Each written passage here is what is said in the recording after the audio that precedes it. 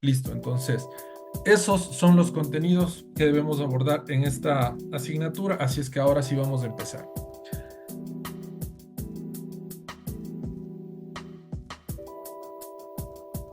Ya.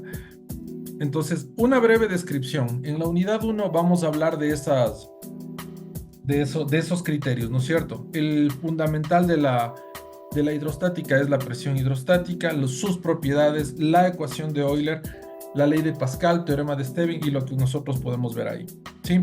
Ahí están en la unidad 2 los contenidos que abordaremos para poder entender ya el comportamiento de los fluidos, ¿sí? En la unidad 3 realizaremos ya el diseño de sistemas de tuberías, luego el diseño de canales abiertos, algunas estructuras de control como son las compuertas y los vertederos. En la unidad 6 veremos sistemas de bombeo. Vamos a aprender a dimensionar no solamente estos equipos, sino todos sus componentes de forma integral. Y finalmente abordaremos el tema de embalses, como les había indicado, trayendo siempre casos prácticos. Entonces, ahora sí, vamos a empezar con lo que nos atañe en la materia. Si ustedes se fijan en las ilustraciones que nosotros tenemos en pantalla, la ingeniería hidráulica nos permite abordar los contenidos de forma sistemática, de forma ordenada, para poder dimensionar esas estructuras que estamos viendo en pantalla. ¿Para qué vamos a aprovechar este recurso? Para el consumo, para hidrogeneración, etcétera, etcétera. Entonces, para cualquiera de estos fines, tenemos que proyectar algunas estructuras. Y partiremos haciendo énfasis en las propiedades que tiene un fluido y cómo un fluido se diferencia respecto a los sólidos. Como podemos ver en pantalla, nosotros podemos clasificar a la materia, bueno, son tres estados, ¿no es cierto? Pero vamos a hablar de los sólidos y de los fluidos en este caso, en el entendido de que el comportamiento del sólido es relativamente sencillo de estudiar porque sus partículas se encuentran enlazadas entre sí y no cambian de posición unas respecto a otras, ¿sí? Entonces, si yo analizo cualquier objeto, el que ustedes tengan a la mano, podemos ver que la posición de sus partículas entre sí no va a cambiar. Sea cual sea el comportamiento que yo tenga, sea cual sea la manipulación que yo le haga, eso no va a cambiar. No va a cambiar la forma, llamémoslo así. No se van a mover sus partículas entre sí. Lo que no sucede con los fluidos, porque cuando empiezan a moverse los líquidos y los gases que son fluidos, sus partículas empiezan a interactuar entre sí y a cambiar de posición. Esa es la particularidad de los fluidos en este caso. Entonces, eso es lo que debemos tener muy en cuenta. Entonces, si nosotros empezamos nuestro estudio haciendo una pequeña comparación entre lo que son los sólidos y los líquidos, deberíamos remitirnos a los esfuerzos tangenciales que pueden actuar entre ellos.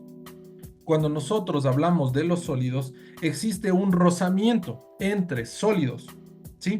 Entonces, cuando se presentan esfuerzos tangenciales, como podemos ver en la figura, nosotros tenemos una mesa y sobre ella colocado un cuerpo. Si nosotros generamos un esfuerzo tangencial, es evidente que entre estas dos superficies va a haber un rozamiento, en el caso de los sólidos. Pero si nosotros consideramos un fluido y hacemos un símil de estos esfuerzos tangenciales, nos vamos a encontrar de que en esos líquidos precisamente vamos a tener muy poca resistencia a estos esfuerzos tangenciales y en el caso de los gases ninguna resistencia. Entonces tengamos en cuenta de que en el caso de los sólidos hablamos de rozamiento entre sus capas cuando se genera un esfuerzo tangencial, cuando aplicamos una fuerza tangencial. Pero en el caso de los líquidos no podemos hablar de rozamiento, sino de fricción. Y la fricción es precisamente la fuerza que va a resistir a los esfuerzos tangenciales que pueden ser aplicados en los líquidos precisamente. Y la propiedad que nos va a permitir evidenciar esta condición es la viscosidad. Entonces, lo primero que debemos dejar claro es que en los sólidos podemos hablar de rozamiento, sí, de rozamiento, pero en los líquidos no se habla de rozamiento, sino de fricción. Entonces, no podemos decir que hay rozamiento entre las superficies líquidas. Lo que hay es una fricción, la cual va a estar caracterizada o definida a partir de la viscosidad. Entonces, ahí tenemos el concepto fundamental que debemos conocer, la viscosidad, que es precisamente la propiedad que le permite al fluido resistir a los esfuerzos que están generándose y obviamente le pueden hacer deformar. Entonces, esta no sigue las leyes del rozamiento de la física, ¿sí? Pero sí podemos decir que es la que en un fluido va a oponerse a su deformación, ¿sí? Entonces, tengamos en cuenta que esta propiedad, la viscosidad, únicamente empieza a evidenciarse cuando el fluido entra en movimiento. Es muy difícil notar esta propiedad en un líquido que se encuentra en reposo. Entonces, vamos a hacer una analogía en este momento. Vamos a tomar un vaso con agua, ¿no es cierto? Mientras el agua se encuentra en reposo, no podemos hablar de viscosidad. Y a lo mejor ustedes me van a decir, ¿el agua será viscosa? Pues sí, el agua es viscosa, pero no tiene una viscosidad similar, por ejemplo, a la de la miel. Si nosotros cogemos un poco de miel y vamos a tratar de vertir desde su recipiente inicial, ¿no es cierto? Nos vamos a dar cuenta que existe cierta resistencia al movimiento de esa miel precisamente, o de algún aceite. Quiero traer a colación precisamente la miel porque ese es un fluido que nos va a permitir entender muy claramente el fenómeno de la viscosidad. Cuando yo tomo un vaso con un poco de miel, obviamente la miel se encuentra en reposo, pero si yo empiezo a moverla, ¿qué es lo que va a pasar? ¿Será muy fácil o será muy complicado poner en movimiento la miel? Seguramente ustedes están pensando que va a ser muy difícil que la miel empiece a moverse. ¿Por qué razón? Precisamente porque la viscosidad está actuando ahí. Entonces es la propiedad que va como es a mantener unida precisamente a las partículas y a resistirse precisamente al movimiento. Entonces en el agua no es muy notorio, pero precisamente por la existencia de viscosidad es que nosotros hablamos de lo que ya hablaremos también en posteriores clases, que tiene que ver con las pérdidas de carga, ¿sí? Entonces tengamos en cuenta de que las pérdidas de carga tienen su origen precisamente en la viscosidad. Entonces, esta viscosidad tiene dos efectos. El primero es la fricción, es decir, la interacción que va a existir entre las capas del fluido, lo que me genera las pérdidas continuas de energía, las pérdidas de carga. Y en segunda instancia vamos a hablar de que la viscosidad tiene otro efecto que es la separación de flujo. Y esto tiene que ver con las pérdidas locales de energía, ¿sí? Los fenómenos que se abordan con la hidráulica teórica y la hidráulica experimental, respectivamente. Entonces, tenemos que hablar en este caso de los fluidos newtonianos, en los cuales la viscosidad es constante. Y precisamente acá tenemos un coeficiente de proporcionalidad entre el movimiento de las capas. Y les voy a pedir que por favor tengamos en cuenta lo que vamos a analizar en unos instantes, ¿ya? Vamos a remitirnos a este enlace de un video que yo tengo subido en un canal, ¿ya? Para tratar de entender un poquito mejor respecto a este coeficiente de proporcionalidad. Fíjense por favor, mucha atención. En este video explicaremos el concepto de viscosidad a partir de la definición establecida para el efecto. Cuando a un fluido se le aplica una fuerza o un esfuerzo cortante, dicho fluido genera una resistencia al movimiento. A medida que este esfuerzo continúa, el fluido tiende a deformarse. A continuación fluye y su velocidad incrementa conforme aumenta el esfuerzo. Precisamente la resistencia al movimiento relativa entre las capas adyacentes del fluido es la viscosidad. Por lo tanto, podemos decir que la viscosidad es la propiedad física de un fluido que representa la resistencia del mismo a los esfuerzos cortantes internos, es decir, a cualquier fuerza que tienda a producir el escurrimiento entre sus capas. La viscosidad tiene una influencia sumamente importante en el fenómeno de escurrimiento, particularmente en cuanto a las pérdidas de carga de los fluidos, lo que se conoce como pérdidas por fricción, pues durante el movimiento de los fluidos, parte de la energía cinética que poseen sus capas se transforma en calor, el cual inevitablemente se disipa en el medio. Ahora hablaremos de los fluidos newtonianos. Newton descubrió que en muchos fluidos la tensión de corte era proporcional al gradiente de velocidad, o teniendo esta forma, que involucra la tensión de corte, el coeficiente de proporcionalidad y el gradiente de velocidad. Los fluidos que obedecen esta ley son los fluidos llamados newtonianos, y su viscosidad se considera constante en el tiempo a pesar de los cambios en el esfuerzo cortante. Esto no significa que la viscosidad no varía, sino que la viscosidad depende de otros parámetros: la temperatura, la presión y la composición del fluido. De este modo, cuando se hace referencia a la viscosidad del fluido, siempre se debe especificar la temperatura y la unidad en la que está expresado. Los fluidos que no obedecen la ley referida son los llamados no newtonianos, es decir, la relación entre el esfuerzo cortante y la velocidad de corte no es constante. Cabe indicar que la viscosidad disminuye con el aumento de la temperatura. Para entender de mejor manera los conceptos expuestos, podemos representar el comportamiento de un fluido que se encuentra limitado por dos placas planas paralelas, separadas entre sí una distancia y, que inicialmente se encuentran en reposo. Luego la placa superior se pone en movimiento en dirección del eje X, debido a una fuerza F y con una velocidad constante.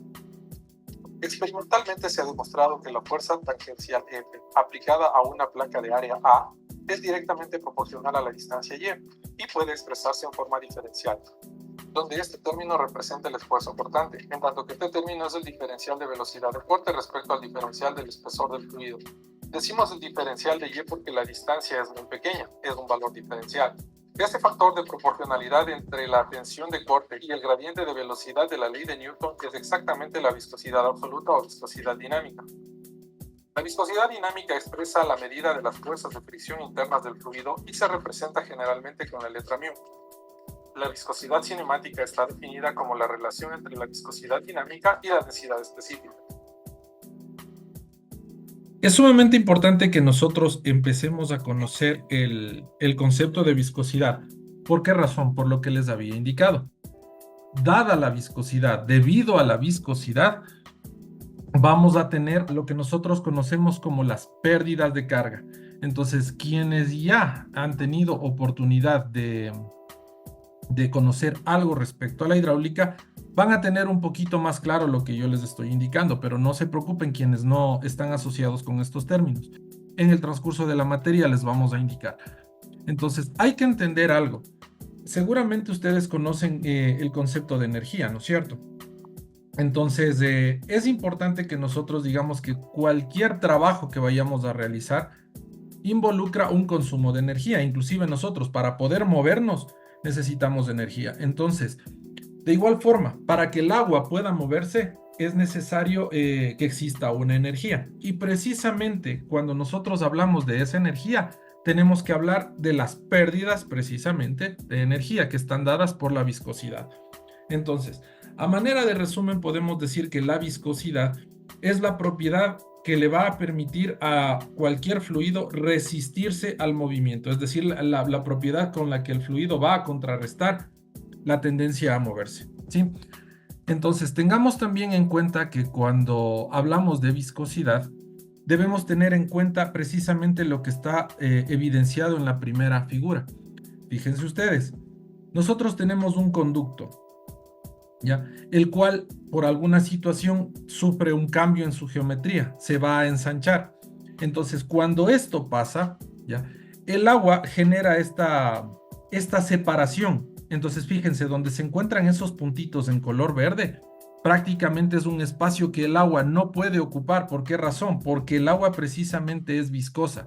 Si el agua no fuera viscosa, el agua podría ocupar tranquilamente el espacio que se encuentra marcado por esos puntitos verdes. Entonces, a eso es a lo que se le conoce como el fenómeno de la separación de la vena líquida. Y esto es lo que da origen a las pérdidas de carga puntuales, de las cuales hablaremos también ya en unos instantes. Fíjense, por ejemplo, lo que sucede acá en el gráfico inferior. Si nosotros tenemos un flujo, ya digamos en este escalón, obviamente acá tendríamos un caudal que va con una velocidad determinada.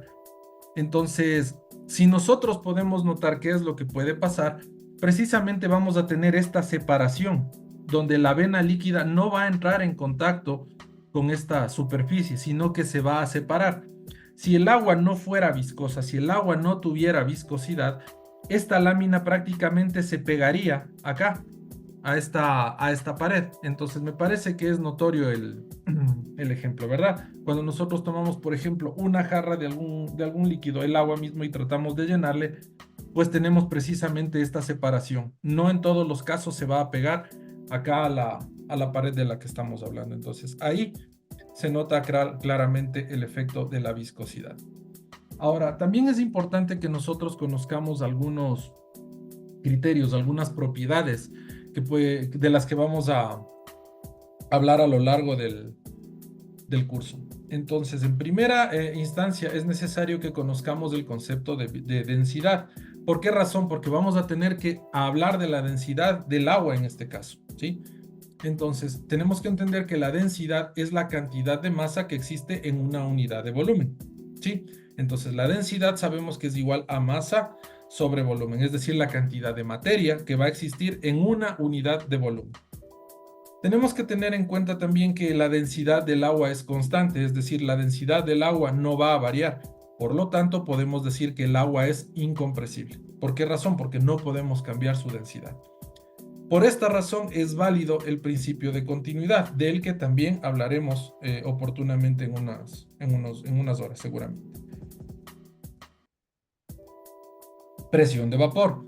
Es importantísimo conocer este criterio. ¿Por qué razón? Porque un diseño hidráulico siempre debe realizarse considerando este aspecto. Sabemos que para que el agua pueda cambiar de estado, podemos jugar con dos variables. Si queremos que el agua pase de estado líquido a estado gaseoso, seguramente ustedes están asociando al concepto de la ebullición. Entonces, para que yo pueda cambiar al agua de su estado líquido a un estado gaseoso, yo puedo incrementar su temperatura. Pero también puedo llevar a cabo este cambio de estado disminuyendo la presión. Hablamos de la presión de vapor como el valor en el cual el agua empieza a coexistir en dos estados, en el estado sólido, perdón, en el estado líquido y en el estado gaseoso, ¿sí? Entonces, la presión de vapor es la presión por debajo de la cual el agua pasa del estado líquido al estado gaseoso.